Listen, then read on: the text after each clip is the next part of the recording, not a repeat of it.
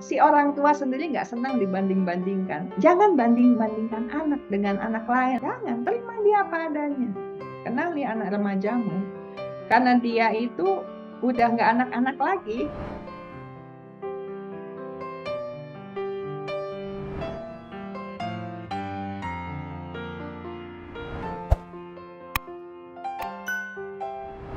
Menciptakan lingkungan yang suportif, terutama dalam keluarga. Anak bisa ngobrol dengan orang tua. Jadi orang tua adalah tempat untuk berkeluh kesah, anak mau laporan apa saja bisa gitu. Kalau suasananya, atmosfernya seperti itu kan anak nggak lari kemana-mana gitu kan. Dia tahu tempat lari yang terbaik gitu. Dia tahu tempat untuk mencurahkan isi hati dan didengarkan gitu. Nggak langsung jangan gitu, jadi orang nggak boleh begitu, langsung dicekal gitu ya dengan kata-kata larangan, nggak sopan begitu. Kamu mestinya begini atau begitu. Enggak, dengerin aja. Lingkungan yang suportif itu lingkungan yang mendengarkan gitu. Bukan berarti iya nak mestinya kayak gitu, hajar aja. Enggak juga gitu ya. Tapi juga enggak langsung melakukan judgement gitu ya. Enggak boleh begini, enggak boleh gitu, kamu salah, kamu begini. Enggak. Dengarkan, tanggapi dengan wajar gitu ya. Supaya anak tuh rasa nyaman gitu untuk bisa ngobrol dengan orang tuanya. Kalau itu saja bisa difasilitasi orang tua, banyak kasus mereda gitu ya. Mungkin tetap ada tapi mereda gitu, nggak sampai yang wah meletup-letup gitu ya, karena orang tuanya bisa jadi tempat yang nyaman buat anak. Saya kalau ada masalah saya tahu kemana saya mesti pergi. Kalaupun orang tuanya nggak sanggup, dia akan bilang, nah mama nggak sanggup, mama nggak tahu cara menolong kamu untuk bagian ini, kita cari bantuan yuk gitu. Jadi orang tuanya juga yang berinisiatif gitu ya untuk yuk kita cari bantuan. Dan mereka memang sudah berkomunikasi, nggak yang anak tuh tiba-tiba diseret, ayo kamu ke psikolog, ayo kamu ke konselor. Marahlah dia dengan konselor sama psikolognya. Ngapain Anda di sini? Yang perlu nih orang tua saya, biasanya ngomongnya gitu. Jadi itu perlu sekali lingkungan suportif di dalam keluarga. Berusahalah mengasihi anak sebisa mungkin. Kasihi dengan pikiran kita, kasihi dengan hati kita, kasihi dengan perbuatan kita dan perkataan kita. 4 aja udah. Nah, terjemahin sendiri lah. Kasih dengan pikiran tuh apa gitu kan. Kan mikir gitu. Mikir anaknya tuh apa kabar gitu kan. Anaknya baik-baik aja apa enggak. Kalau enggak tahu, tanya kan gitu kan. Pakai perkataan. Tanya bukannya tuduh gitu. Kalau kasih dengan perasaan kan, saya mau diperlakukan seperti apa yang bikin saya senang, lakukan kepada anak. Kalau si orang tua sendiri nggak senang dibanding-bandingkan, jangan banding-bandingkan anak dengan anak lain atau anak tetangga atau ya, anaknya siapa gitu. Jangan, terima dia apa adanya. Sesederhana itu sebenarnya. Penjabarannya panjang, tapi secara globalnya seperti itu. Kasih dengan perbuatannya, masa anak dikeplakin kan gitu kan, enggak gitu kan. Ya bisa mengasihinya apa dengan perbuatan, dikasih barang ya boleh, tapi kan anak nggak boleh dibombardir dengan barang aja gitu kan. Kapan waktunya memberi, kapan waktunya nunggu gitu ya. Nggak sedikit-sedikit, oh kamu perlu pesawat terbang ya nanti papa belikan gitu, oh kamu perlu apa nanti papa belikan, mau uang berapa, 1 M cukup nggak, oke nanti papa kirim. Nggak segitu kali ya, walaupun bisa aja gitu. Cuma tujuannya apa dalam memberi itu ya. Tiap hari anak minta ganti tempat pensil misalnya, apakah sehat? Pasti ada sesuatu. Kenapa sampai tiap hari minta tempat pensil baru? Bukan berarti dia harus dimarahi. Tunggu, tanya dulu, kenapa nak tempat pensil kemarin kenapa, kan gitu. Tanya dulu, jangan-jangan dirampas orang tempat pensilnya setiap hari. Berarti kan ada masalah yang orang tua perlu tanya lebih lanjut gitu. Ajarkan anak untuk bargain mungkin, atau untuk lakukan tindakan apa, membela dirinya sendiri si anak itu. Atau mungkin tiap hari dia dapat tempat pensil, dia kasih orang gitu di pinggir jalan karena dia kasihan. Itu anak baik hati, ya kan? Nggak boleh dimaki-maki, tapi diajarin. Nah, memberi boleh, cuma memberi juga perlu perhitungan. Ya, kamu kan ini dapat dari orang tua, ya. Kalau kamu mau memberi, beri dengan apa yang ada padamu dulu. Kamu nabung dulu. Nanti kamu bisa belikan tempat pensil baru buat orang lain, tapi yang ini kamu pakai. gitu. Yang ini kamu pakai, yang lain itu nanti dari hasil tabunganmu kamu bisa kasih ke siapa saja yang memang membutuhkannya. Misalnya kita ke panti asuhan kita kasih. Jadi diajarkan juga cara menolong, cara berbaik hati. Bukan bilang jangan pernah kasih ke siapa-siapa ya. Awas ini mama yang belikan. Ya enggak juga kayak gitu.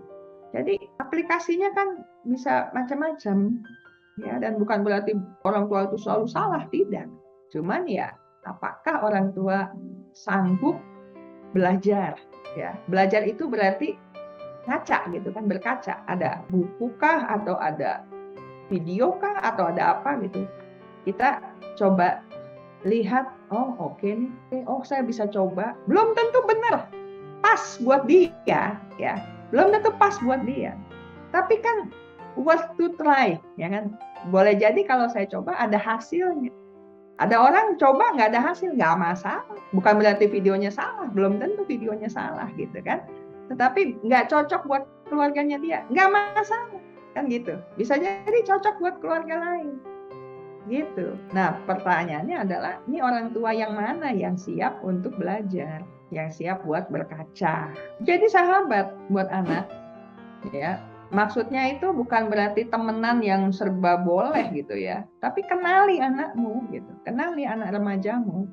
Karena dia itu udah nggak anak-anak lagi. Dia sudah punya kebutuhan yang berbeda, komunitas yang berbeda, cara pikir yang juga sudah berkembang, emosi yang juga sedang bertumbuh, bergejolak bahkan, ya, dan perlu dikenali gitu. Ya, dan kalau misalnya bisa berkenalan lebih mendalam dengan anak, itu kebahagiaan, keberuntungan tersendiri sebenarnya. Sehingga kalau kenapa-napa bisa diantisipasi, jangan tunggu terlambat, jangan tunggu terlambat. Gitu. Ya, itu sih. Jadi sebenarnya ini investasi yang sudah harus dikerjakan sebelum anak itu remaja, dari sedini mungkin. Dari umur berapa sih bisa diajak ngobrol? Kenali anak itu, jadi diikuti gitu jejaknya. Oh saya kan kerja, iya saya tahu banyak orang tua yang kerja, tapi sediakan waktu juga buat anak. Ya berapapun menitnya lah, itu tetap berharga. Juga lingkungan yang suportif di sekolah. Guru itu adalah orang tua kedua. Jadi kalau misalnya di rumah situasinya kurang begitu kondusif, namanya keluarga kan ada aja ya yang orang tuanya berkasus lah, bercerai lah, kadang apalah, banyak sekali masalah gitu ya, yang sedang sibuk dengan urusan-urusan tertentu juga dalam bisnis dan sebagainya, sehingga untuk beberapa saat lalai mendeteksi atau terlambat mendeteksi persoalan. Di sekolah ada lapisan kedua sebenarnya gitu, ada guru ya, ada pembina-pembina yang lebih dewasa dari anak. Jadi itu juga bisa jadi tempat yang suportif, lingkungan pelindung dan suportif juga buat anak. Mendeteksi apakah ada perubahan di dalam kelas ya. Mungkin tidak secepat orang tua yang anaknya 1 atau 2 atau 3 gitu. Guru kan anaknya bisa 10, 20, 30 gitu ya di dalam satu kelas. Tapi lumayan daripada tidak ada yang melindungi, tidak ada yang memberikan perhatian gitu. Ya, dan bisakah anak-anak juga, siswa-siswa itu bertutur, bercerita tentang persoalannya dengan pelajaran, dengan teman, dengan keluarga, tanpa diremehkan, tanpa dinilai, tanpa dikatakan gitu aja nggak bisa. Beginian urusan kecil dan sebagainya gitu ya. Lingkungan yang sehat di sekolah itu juga menolong remaja untuk punya kesehatan mental yang baik. Di samping itu ya komunitas lain yang lebih besar, komunitas keagamaan kah, komunitas sosial tetangga sekitar gitu ya, atau komunitas yang lain lagi yang anak itu bergabung gitu. Itu juga memberikan perlindungan sebenarnya buat anak-anak itu, mengawal remaja-remaja kita supaya bisa berkembang dalam kondisi yang lebih sehat ya. Dan komunitas yang lebih luas ini perannya juga cukup besar ya, bisa mempromosikan pembelajaran juga melalui media sosial gitu kan. Media sosial kan termasuk komunitas ya, televisi juga kan, video-video di YouTube channel gitu. Mestinya lebih banyak YouTuber atau influencer atau apalah namanya yang bisa turut mempromosikan pentingnya kesehatan mental, mengawal remaja-remaja ini bertumbuh dalam situasi yang sehat, ngajarin mereka atau diskusi dengan mereka bagaimana bergaul, bagaimana berpacaran biar nggak bermasalah berlebihan gitu kan, bagaimana menghadapi kekerasan supaya nggak nanti menikah dengan orang yang salah gitu kan, bukan cuma bagusnya cakepnya aja, tapi apa yang perlu diamati, yang perlu dikelola dalam proses berhubungan, dalam proses berpacaran dan seterusnya, itu kan bisa diajarkan gitu supaya kemungkinan masalah kesehatan mental dikurangi sebanyak mungkin gitu. Saya nggak katakan pasti nggak ada gitu, sama sekali bebas merdeka sehat total, nggak mungkin.